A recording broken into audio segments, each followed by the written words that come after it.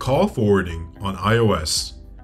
Our call forwarding feature allows calls coming into your TextMe number to be forwarded to any other number, such as your home phone number, office, or any other number. However, please note that this feature is available for our premium users only. To enable this feature, please follow these steps. First, make sure you're a premium subscriber. Then go to the number screen, which is quickly accessible via the lower navigation. From the number screen, tap on the number you wish to forward. Then tap Call Forwarding.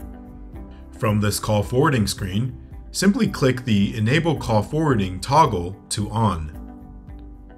Once the toggle is turned on, simply enter the number you want to forward your TextMe calls to. Then, click on Enter when finished.